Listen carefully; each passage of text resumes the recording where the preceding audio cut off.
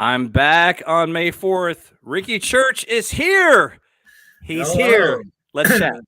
Yeah, sorry for my delay. I apologize. No, not at all. We will chat, and I got something funny to share with you, buddy. Hold on a second.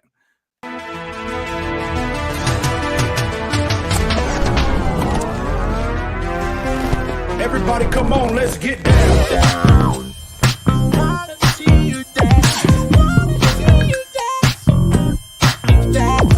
Get down. All right. So if you guys are tuning in, I streamed live on YouTube about 20 minutes ago. My good friend Ricky Church was joining me, but he got wrapped up in work. And so, hey, we're friends from work, right? He got wrapped up in work. And so I just kind of hit pause and waited for him to get done so we could record. And even though I had a really good time just sharing my thoughts about Star Wars and where I came from with the franchise, I thought after about 25 minutes of just me that you guys probably were tuning out anyway and wanted to hear from our fantastic guest. So let's welcome the great Ricky Church. Ricky. Hello. Yes, thanks for having me.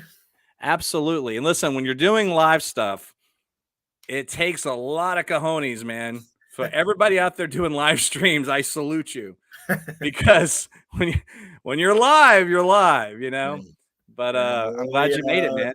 The last time I did a live thing was a discussion on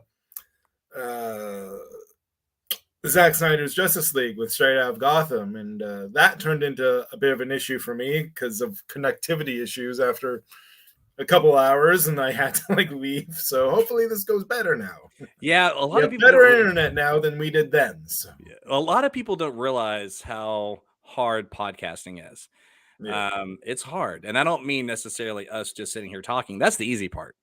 The easy part is that it's scheduling, it's technical issues, it's internet, it's all these things, and we're all spending money to do this. I mean, most of us, including me, are not making money at this, and so hats off to all the podcasters out there, and for all the people that support us.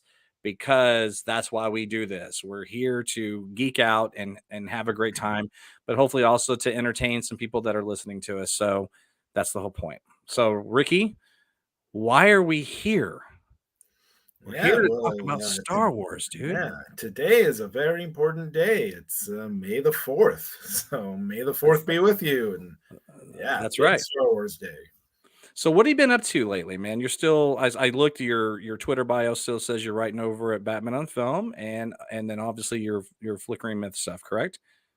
Yeah. I still do some BOF stuff occasionally. Haven't in a little while, but I still talk with Jed and Garrett and the whole team and stuff. Yeah. And we were just laughing the other day about Jet having some kind of in with Jeff Johns and conspiracy theory there, which was funny but insane. And what, something on Twitter? Yeah, something on Twitter. Twitter rumors are fun. Yeah, someone. Yeah. I won't get into it, but it's just funny, silly conspiracy theory against BOF. But and then I write for Flickering Myth, so that's been good. I do movie, comic, TV reviews there, and I reviewed the third season of The Mandalorian. I'm currently reviewing Superman and Lois for them, so yeah. Fun. Great. You're a really good writer, man. Oh, thanks. Yeah. You really are. You're exceptional. That's a forte for you for sure. So I've known you for a long time. We've done previous shows together over the years. Some things Batman related, some things Star Wars related. You're one of my favorite Star Wars fans, and it's funny to say that, but what I mean by that is that you keep it positive even with something you don't like, and fandom can be so toxic and so it can wear you down, especially with Star Wars, unfortunately, sometimes. But I was just talking about on my little previous monologue I did on the May the 4th be with you part 1. So look for that on YouTube, and just you can connect these episodes or not. It doesn't really matter. But I just gave sort of my history of Star Wars, and I said, on days like today, online starts to sort of resemble real life a little bit more than it normally does. And what I mean by that is how celebratory fans are about Star Wars, even online. You'll hear less shitty things today than you would on a normal day. But I think part of that could be you're just hearing a lot more voices just celebrating it, which again is real life. So that's what I love about today. Even online, it kind of reminds me of being. Now, I've never personally been to Celebration, unfortunately, but I can only imagine what that's like. I've seen enough videos. I've put myself there, but I've been to a million early screenings and press screenings of Star Wars, and to be around true fans. And when you get past all the online bullshit, it's a beautiful fandom, and you are an ambassador for the what continues to help make it beautiful. So, thanks for that, buddy. So I had just talked about my journey as Star Wars. I talked about seeing Empire Strikes Back for the first time in the theaters. And that was my first experience. And then seeing the re-release of episode 4 in 81, which was the second movie that I saw between that and Popeye, the top 3, and then Superman 2, and then E.T. Those are the first several movies I saw in the theaters. Where did it begin for you? What? And let's a couple of things real quick, if you don't mind. Yeah. About what's your age range, or what's your age? People are weird. I'm 47, by the way. I was born in 75. So yeah, I'm 35. So I was born, like 87. So a few years after Return of the Jedi came out, and from my recollection of it, like Star Wars was still big, but like end of the 80s, it wasn't quite as popular, I guess, as it was when it was ongoing. And like by the end of the 80s, we had like Batman was just starting, and a bunch of other. When did Dark Knight Returns? That was in 86, right? Yeah, 86. Came out? 86, yeah. Yeah. So 89 was obviously 89. So yeah, I was too young to see 89 in theaters. But okay, so yeah. So is it safe to say the first Star Wars movie you saw was The Phantom Menace? In theaters, but actually no.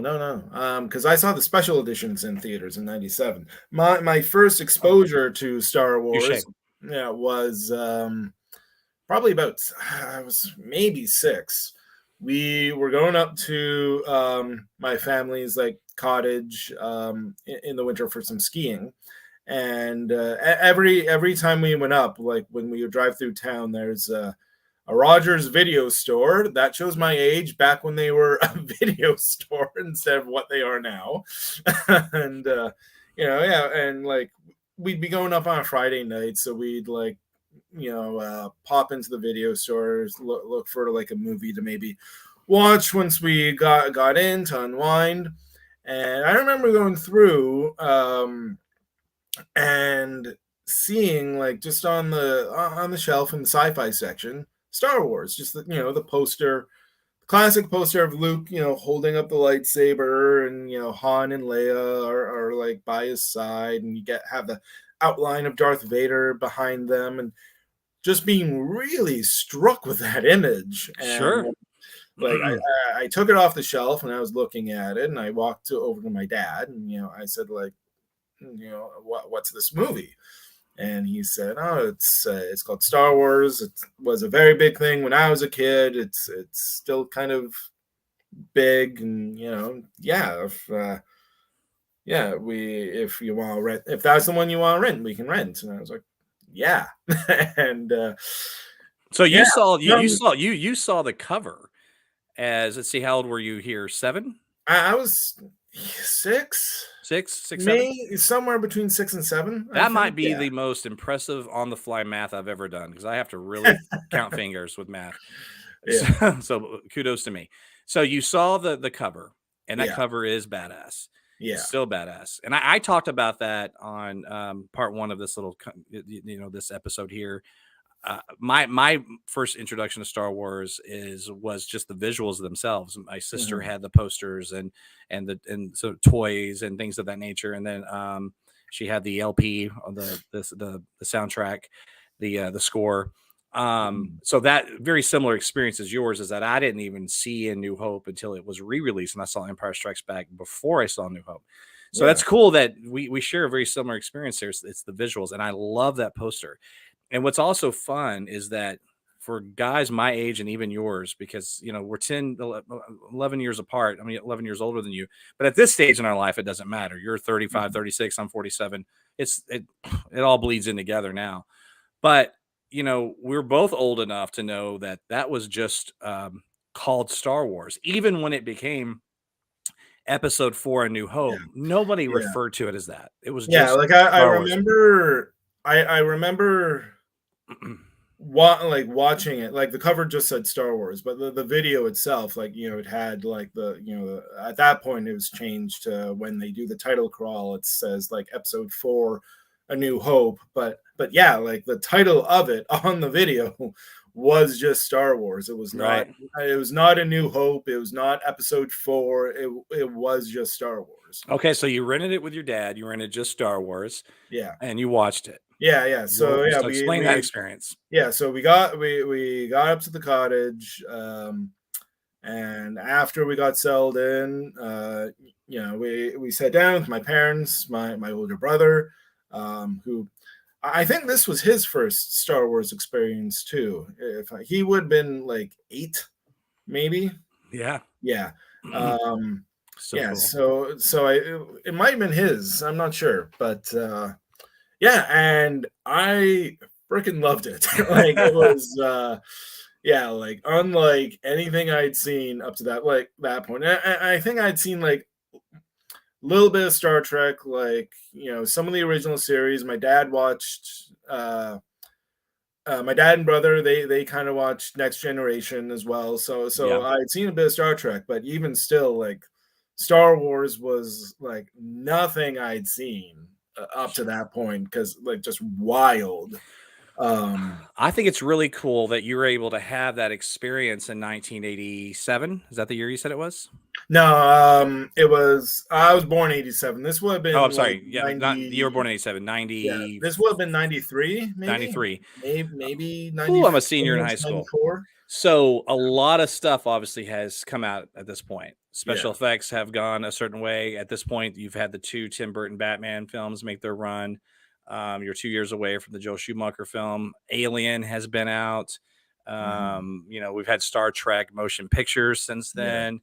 And so I love the fact that you were able to, the magic was able to capture you in at least a very similar way as it was for me, because seeing Empire Strikes Back in the theater in 1980, there wasn't anything to really compare it to other than the first Star Wars film, which I hadn't even seen yet. The closest thing at that point would have been watching Chris Reeve fly Superman, and the Kryptonian demise of Krypton, which is still awesome too, by the way, thinking back on that film. But there was nothing. So for you to have that magic in a film, by the way, that's the most, for obvious reasons, it's dated. Like it's a chore to get anyone under the age of 18 to want to watch A New Hope, because it's just, it looks like it's from the 70s. It's very, very dated, but there's something still so magical. And I joke a lot that film's kind of on an island, because in the same way I joke that the Batman 66 motion picture should kind of be on an island. You can't compare that to any other Batman film, and you can't, in some ways I would argue, compare A New Hope, because just by virtue of the fact that it was so groundbreaking, so revolutionary, and what the hell Lucasfilm had to go through to accomplish that. So for you to have that magic in 1993 with all this other stuff that's been out, I freaking love that. So what next? So you see that in 1993, you fall in love with it, and then you're a fan for life from that point on? Like I was like, I love this. Oh my God. And like I can't remember how it came up, but like, I didn't, like, obviously at the Rogers, Empire and Jedi would have been like right next to it, but like I didn't see them. I think they might have been like on their sides, like just showing the spine of the video, because so I didn't see them. But like I remember saying like, oh, like I wish they'd make more of these. Are there more? My dad's like, yeah, they made 2 more. The next day, after we skate, I like begged and begged and begged for us to go back to Rogers and like rent not just Empire but Jedi as well. And I think like probably that night I watched them both, and like so that weekend was crazy Star Wars weekend. It was like after that, like I was locked in. I was nice. Like, so it kind like, of just became one long movie for you. Yeah, because I was like, no, like I want to see what happens next. Like I can't just take it like, like no, I want to see. And like I debated leaving like Return of the Jedi for like Sunday, like maybe before we left, because we were just up there the weekend, get up there Friday, do skiing Saturday and Sunday, and then like we'd like head back home. Or maybe it was actually over the Christmas holiday, so we would have been there for longer. But either way, I was like thinking, like I'll leave Return of the Jedi for tomorrow. But then, of course, that ending of like, Darth Vader of Empire, Han Solo is captured. All this stuff. It's like I need to know what happens now. And it's a true like cliffhanger. And I love how they're all just standing there. And I remember going, "What happens? What do they do?" I'm glad I didn't see episode 4 first. I think because when Vader is spinning around and at the very end where he gets, I guess it's a ricochet from Luke and well, oh no, it came from the Millennium Falcon. That's right, it came from the Falcon. That Harrison Han Solo is responsible for that actually. But that's a hell of a cliffhanger. Like what happens to Vader? He's just wandering off in space, spinning out of control. Well, that's great. So then the first time you get to see these films in the theater is the special editions, right? Yeah. Okay, so at this point in time, so how old were you now in 1997? 10. You're 10. Yeah. Okay. Born in 87. All right. So 10 years old. Now these movies are sort of ingrained in you. What did you think watching them in the theater, in addition to watching them in the theater with like all the new stuff peppered in, special effects enhanced and everything? What was did it matter to you? Did you like that? Didn't like it? Or is it just so indifferent because you were just so damn pumped to be in the theater, seeing these in the theater? Yeah. Like at 9-10 years old, I didn't really care about the changes that like the stuff that they added in. I thought some of it was cool, even though I still think some of it is cool now. Like looking back now, there's some things that I'm like, I wish maybe they didn't add it in, like, the Han shooting first bit. Like, I wish they kept that the same. I was too young then to like really know what that was, like, to remember to like, oh yeah, Han was the one shooting first. Greedo never fired a shot. I still don't really care, but because it's still a badass scene either way. Yeah, it is. Yeah, but yeah, no, like I loved seeing them on the big screen. Like that was so cool, and getting them so close together because like A New Hope was put in theaters in January, Empire was put in February, and then Jedi was put in March. And I remember one of my like good friends' birthdays in school was in March, and for his birthday party, like 8 of us like went to see Jedi in theater because like we all love Star Wars. And so yeah, that was great. That was awesome. So just getting them in such like back to back manners like that. So it's fun. And it's kind of hard to remember that experience in a lot of ways. I was an adult, and me and my roommates, in fact, I think I was in college still. Yeah, because it would have been 98. So yeah, I was probably. What month did those come out again? In the summer? No, they came out right at the start of 97. So January. Okay, yeah. So we're still in school. Yeah. So, but anyway, what's funny is how much they have changed since then. Yeah. Because George added a lot more stuff to those once the prequels ran their course, right? Yeah. And obviously one of the biggest ones, the two biggest ones that worked for me was Ian McDermott's Palpatine actually Emperor being in the film in Empire. And then there's a tweak of the dialogue too about talking about Luke that works. And then I, for one, I'm a big supporter of the Hayden Christensen Force Ghost. Yeah, I also like the Hayden Christensen change. I think it makes sense in the context of it. And Absolutely. yeah, and yeah, I thought that's cool. I'm fine with that. And you just saw Return of the Jedi, and I haven't had an opportunity to go see it, yeah, unfortunately. I saw Return of the Jedi last night for its Fun. 40th reissue, which was awesome. Nice. And first time I've seen it on the big screen since the special editions, so Yes. that made it even better. Ooh, I got an idea. That's what Yeah. my wife Jen offered to watch a Star Wars movie tonight. She's not the biggest fan. I need to get tickets for us to go see that tonight. That's Yeah. what we need to do. That just Yeah. kind of dawned on me. I didn't get an opportunity to see it. Oh, that's cool. Well, I'm glad you went, man. How packed was the theater you were in? It was fairly busy. Yeah. What town are you in for theaters? I'm in. I live in Hamilton in Ontario. So like there's a couple theaters nearby me that were playing it. Cool. So yeah, the one I went to, yeah, it was about like a third packed, maybe. Nice. Somewhere between half and a third. Yeah. Very cool. Yeah, so there was a lot, and everyone was really into it, and it was cool seeing because this will have been the first time seeing Hayden Christensen up on the big screen in Jedi, because with special editions they didn't have that right back then. So that's a good point. I didn't even think about that. It was still Sebastian. Well, I mean, I knew intellectually, I knew that. In fact, I just referenced that, but I didn't even think for a second that I actually haven't seen that on the big screen either. Okay, all the more reason to go. So that was really cool, especially with building off like his return in Obi-Wan, and kind of like how he's been more embraced now than he was back then, because like all the prequel fans have grown up, and they don't have the same baggage that a lot of fans did back then about the prequels. No, they don't. They love those films as much as we love the original trilogy. Yeah. In fact, I talked about that in the first part of this discussion on YouTube. May the Fourth be with you, Part 1.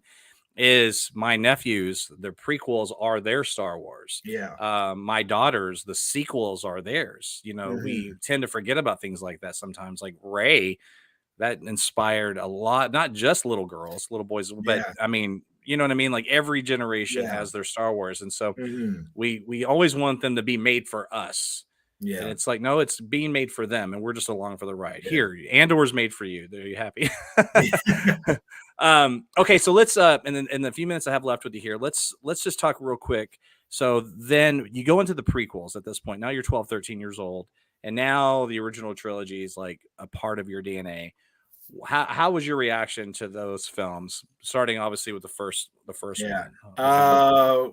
So Phantom Menace, it was really cool to get like an actual like new Star Wars movie, and like one that like you said, like like even though like the original trilogy you would say is like my Star Wars, it's like I almost treat the prequels as mine as well, because I like did grow up with them too, and like I was so excited for them, and to learn the backstories of Obi-Wan and Anakin and all this stuff. So like that back then with Phantom, I enjoyed it. Like I think even then, like I would have been 12, maybe almost 13. Yeah. So like there were some things in there that were like a little too old for me, like just some of the humor with Jar Jar, but I still enjoyed it. I enjoyed it a lot. And then especially Darth Maul. Yeah, of course. I love that. And to go back to that for a second, that you're that age where you missed the original run and the original runs. You missed the original theatrical run. Yeah. You were too old for that. You didn't see the films until the early 90s. And then you get to see the special edition. So, but then all of a sudden the prequels also become yours, because you're experiencing brand new Star Wars for the first time, and you're 13. See, I was like 22. And so I wanted to burn the theater down when Phantom Menace came out. I absolutely hated it. I don't hate it now. In fact, I halfway love it. And I really do like the prequels, and I appreciate them in a way I didn't at the time. It was just jarring to me. it is different, right? But if you go back and you watch Return of the Jedi, especially, particularly the special editions, you'll see, right? It's the half brother of the Phantom Menace. I mean, he was telling us where this was going in 1997. So, to be fair, of just visually and tonally, because a lot of that stuff that's added to Return of the Jedi, particularly, especially in Jabba's lair and the music. I could do without the Jedi Rocks musical. Yeah, but all that is very much like very Phantom Menace-esque. Yeah. So, well, that's awesome. Okay, so here we are. Yeah. Fast forward to now. It's May 4th. You've been a fan your whole life. Just give me a general feel for the franchise for your stuff right now, like through George selling Lucasfilm to Disney. That gets lost a lot. People say Disney Star Wars. I mean, technically it's true, but it's still Lucasfilm. Yeah. And I say that a lot, but I feel like it's not said enough.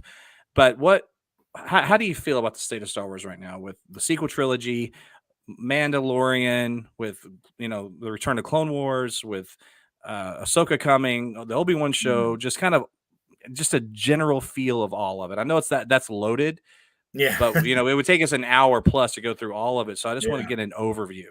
Are you happy with Star Wars from 2015 to now? Yeah, I'm mostly like happy with it. I'd say like 80-90% happy with it. I think a lot of the content has been cool. Like I love the Clone Wars series, and I'm really glad that they managed to like actually finish it, like give it the proper finish that they had planned, before the Lucasfilm was sold. And I know that took like a lot of work on their part to like actually get to that point. And I loved Rebels as well. That was cool. And the sequel trilogy, I love all the movies. I think there's weaker element. There's weak elements in each of them. I wish they were maybe a bit more cohesive with each other, because they even though the original trilogy had like different directors on it, like it was still George Lucas working on all three of them and leading all three. So you still get like the same tone kind of throughout those three. The sequel trilogy, not so much. Because like there like lots of behind the scenes stuff that kind of impacted the sequel trilogy, especially with like the reaction to The Last Jedi, which I think they got overblown and they got too scared of, which is why we got some of the things in Rise of Skywalker that could have been handled a little better. But still, Rise of Skywalker is still like pretty cool. We get a lot of stuff that we hadn't seen in Star Wars in that movie, like the lightsaber fight in the ocean. That was cool. And I love that space horses on a Star Destroyer. I know. Cool. And the water between Kylo and Rey is the inverse of Obi-Wan and Anakin in a lot of ways. Yeah. Fire and water. And I'll touch upon this real quick, and I don't want to cut you off, because I want to give just kind of a reaction on a couple of things. But if I may, on the sequel trilogy, I'm going to defend one little thing. And your opinion may not matter with this at all. And I'm not specifying you. I just wonder sometimes is if we as fans didn't know the behind the scenes bullshit, that the cohesive discussion would be as pronounced as it is. So for instance, my friends that I call the casual fans, that are really 90% of the people that support these movies anyway, we're just loud and we're obnoxious on hashtagging, and we drive the narrative, but at the end of the day, we're not the bulk of the people. We can't be. It would be impossible. There's not, you know what I mean? Like there's not that many people that have this much time on their hands. It doesn't make $1 billion just off of us. That's right. But they don't know anything about who directed what, or hell, they all probably think George Lucas still owns Star Wars.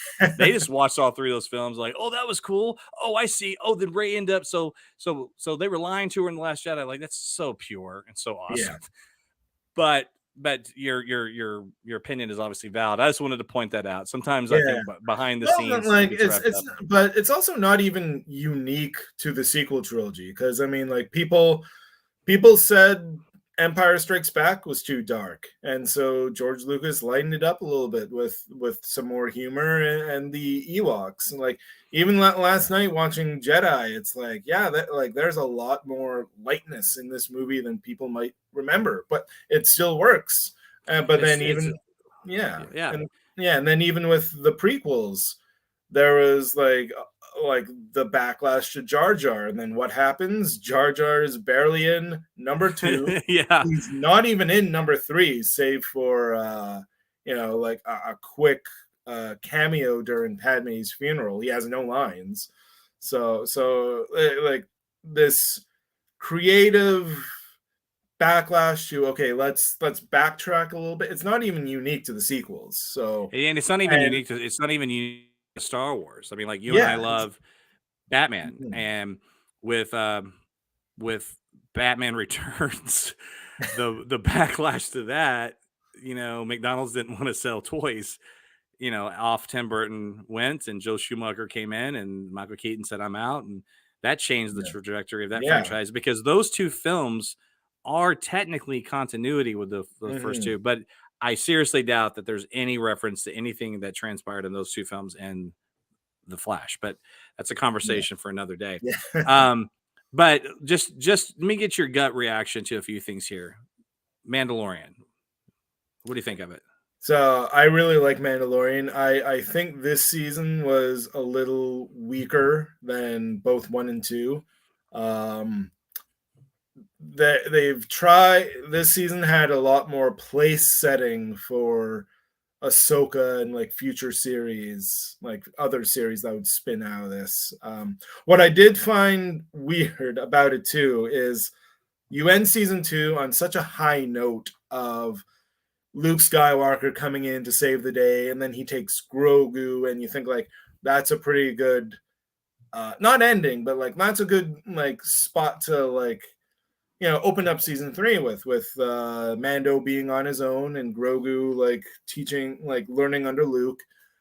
But then for anyone who doesn't tune in to the Book of Boba Fett, they're going to be super confused when season 3 starts off with the two of them together again. It's like, well, I thought they just left. Like, so the intertwining a little bit is like, I wish kind of Mando would have been its own thing still, because like they're building up to Ahsoka, and then like at Celebration, Dave Filoni and Jon Favreau said they're gonna Filoni's gonna be directing a movie that will like act as a finale to Mando, Ahsoka, and Book of Boba Fett and Skeleton Crew, the other show they've got coming. So it's like, I like it, but I wish that there was still a more self-contained story here than trying to branch out to all these different things.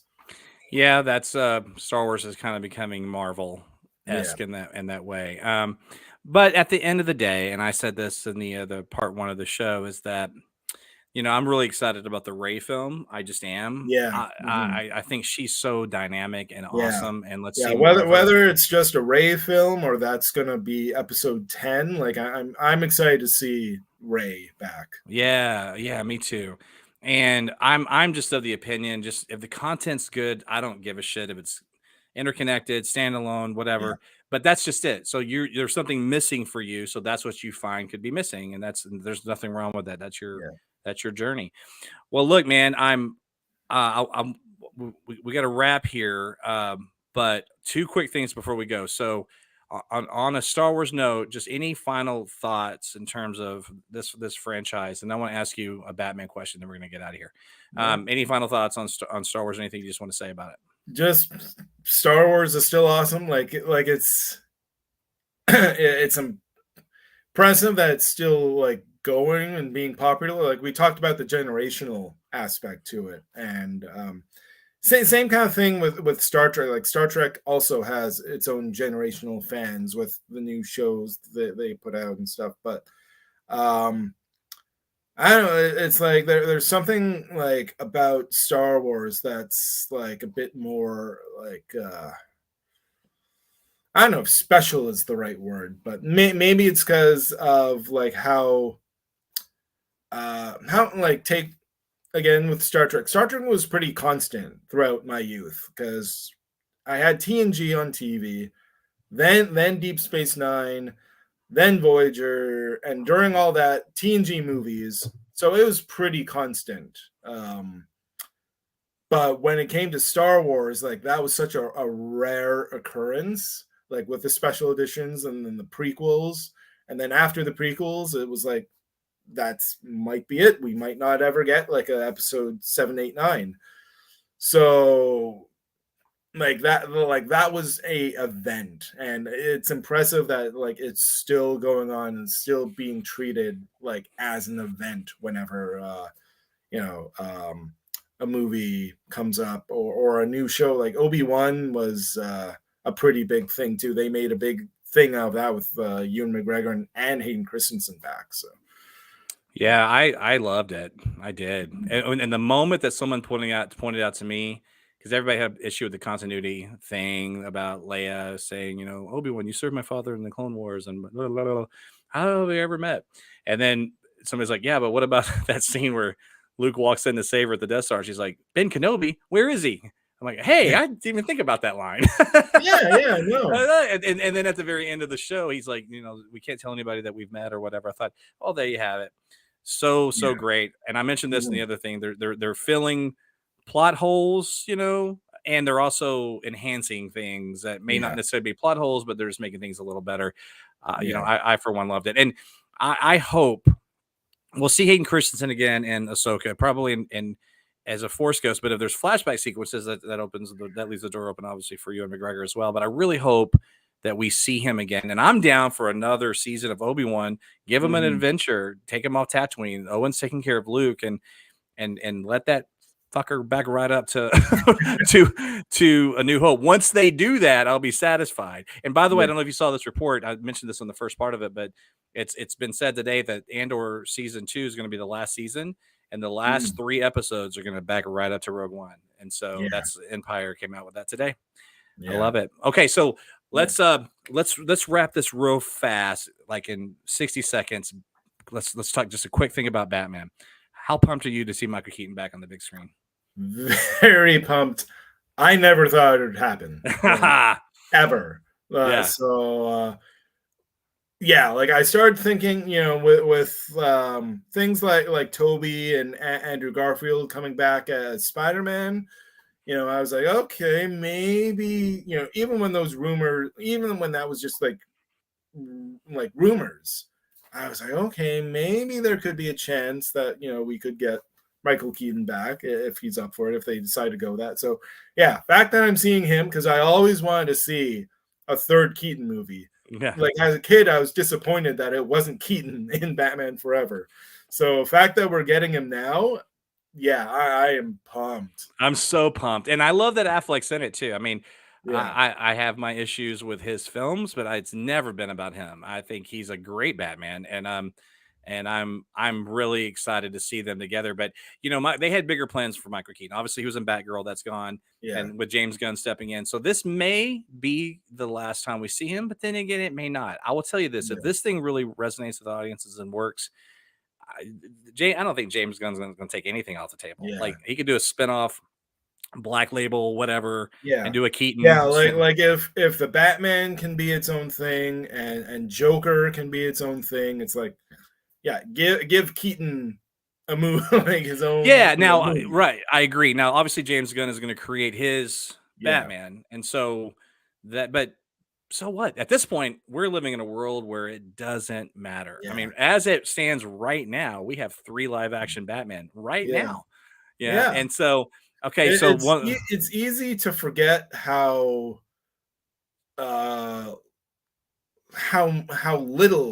superhero content there was when we were growing up. That's right. That was just Superman and Batman pretty much on screen. That's right. And the Marvel movies that came out in the early 2000s, like, were just pretty much limited to X-Men and Spider-Man. And the few others they did, like, didn't quite land very well. So... And now it's like, oh yeah, like superhero fatigue is a conversation for another time, but it's like for us fans, like we're living in like plentiful riches here. So. On the last show that I hosted here, Bob Seska and Freakbase were my guests, and we actually talked about superhero fatigue. And I think the overall consensus is that it's a bullshit term. Just put out good stuff, and no one's gonna care. Yeah. So the Matt Reeves the Batman, you're a big fan of that, right? Yeah, I love the Batman. Yeah, it was good. I'm excited for the Penguin. Oh, the Penguin thing, that little sizzle reel they put out. Yeah, dude, that looks so good. And I haven't read Riddler Year One yet, but I've heard the BOF guys going on about it, like raving. So that's on my to-do list. I have to get my hands on that and read it because it ties into the continuity of this universe and that universe, and I just hear it's really good, dude. And like Paul Dano himself is writing it, which that's is great. Crazy. That's cool. So that's neat. Yeah.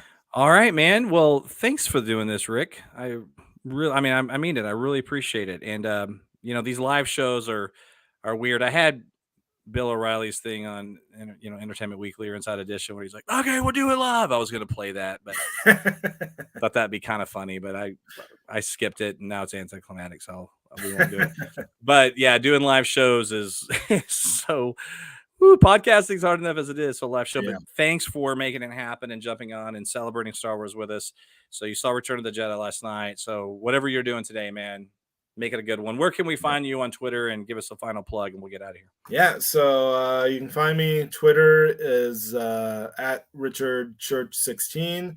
Like I said, I write for Flickering Myth. You can find all my opinions about movies there, and I write news. So any news, any movie you're interested in, like Dune or whatever, I write news pieces about anything. And look out, maybe later today, tomorrow, I have an interview with if you're into Star Wars: The High Republic, I have an interview with author Lydia Kang, who just wrote the High Republic novel Cataclysm.